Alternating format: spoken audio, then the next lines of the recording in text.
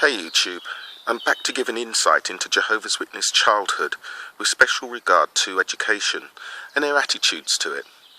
Essentially, the Jehovah's Witness cult is confused about the concept of education, much in the same way a fish would be confused about the idea of a bicycle. Like the fish with his bike, education to the society is only useful if you can get back to safety in one held breath.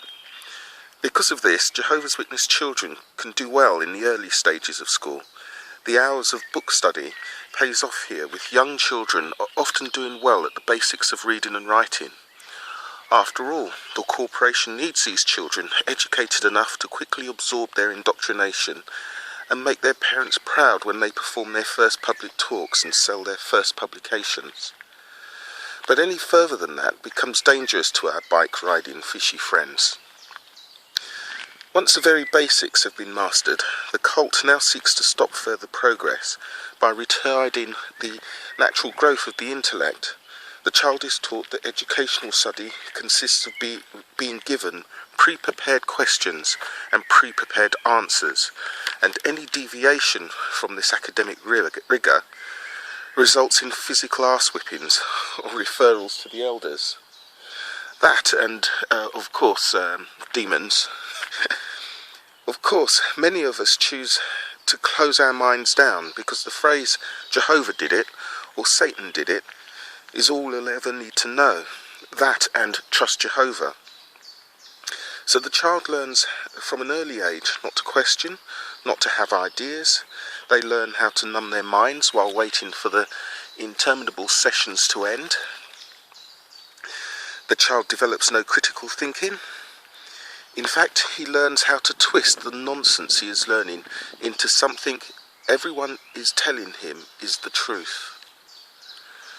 The organisation now takes the advantage of that unquestioning mind by filling it with specious reasoning, misquoted scientists, and some truly stupid statements.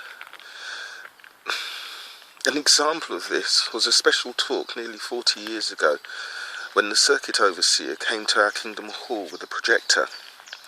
He showed us snowflakes, then magnified them, showing us that each was unique, and thus Jehovah did it. So in JW world, God whittles each individual snowflake, and I believed this. I was told by Jehovah's mouthpiece that before the flood there were no mountains, no rainbows, and I was told about the dome in the sky. I was told that an American publishing corporation, to which we all sent money, was God's only earthly servant, and I'd die if I didn't believe it, even though Jesus did his thing in the Middle East. The child learns to form emotional and not intellectual connections to knowledge, so it can never be questioned, and finding real truth becomes almost impossible. But it gets worse. When the child begins slowly realising that something isn't right, and that people outside of the cult laugh when you repeat some of the nonsense, the church sending the elders to counsel your parents not to support your educational aims and scare you with stories of students suffering urine-soaked deaths or contracting incurable diseases from demon-filled textbooks.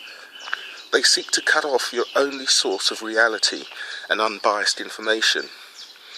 In my case, it was about this time when my parents advised the elders that I was seeking further information, that the pressure started to get baptized. That was no coincidence, because at least they could silence my questions with the threat of removing my parents from me. The Jehovah's Witness cult teaches their children to fear education.